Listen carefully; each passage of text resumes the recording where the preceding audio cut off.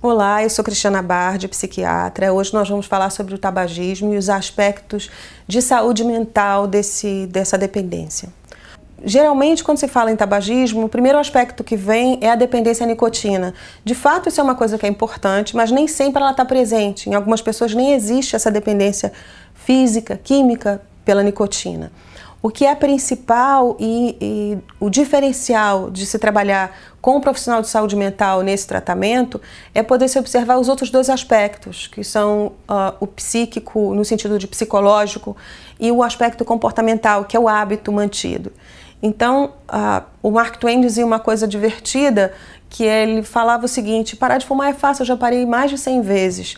Então, esse processo de não retornar, de reconhecer o seu comportamento, de entender o papel afetivo do cigarro na sua vida, que vai fazer a diferença, que vai ser o mote principal para que você não retorne. E por isso é tão importante a presença do profissional de saúde mental no tratamento.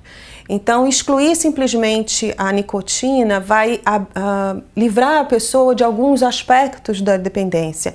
Então, existe um teste que é universalmente aceito, que são 6 perguntas, é uma coisa simples, que você identifica o grau de dependência física que aquela pessoa que está em tratamento tem.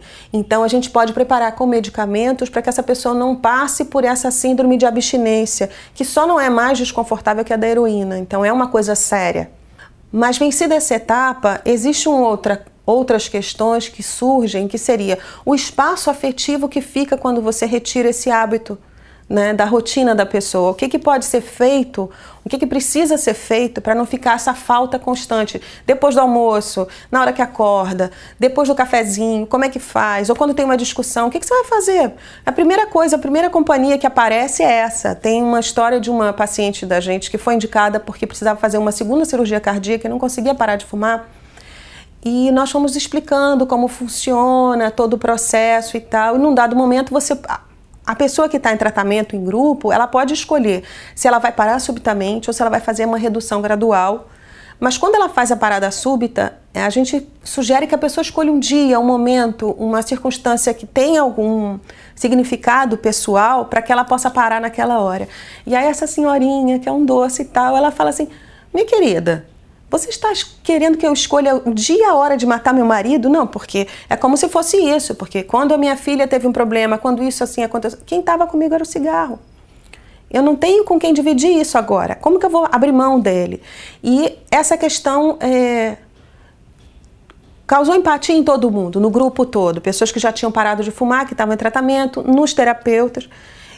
E aí aconteceu uma coisa divertida, curiosa, mas que faz parte da vida. Ela se uniu a uma outra paciente e elas começaram a fazer artesanato, começaram a trabalhar com fuxico e aí construíram um laço de amizade e ela passou a ter uma outra atividade na vida dela que preencheu esse espaço. Então ela conseguiu montar um outro laço afetivo, uma outra história, uma outra fase da vida dela, fez a cirurgia, mandou cartão, né, agradeceu muito, mas o processo todo é dela. Né? Não é do terapeuta, a gente é testemunha e a gente promove esse autoconhecimento.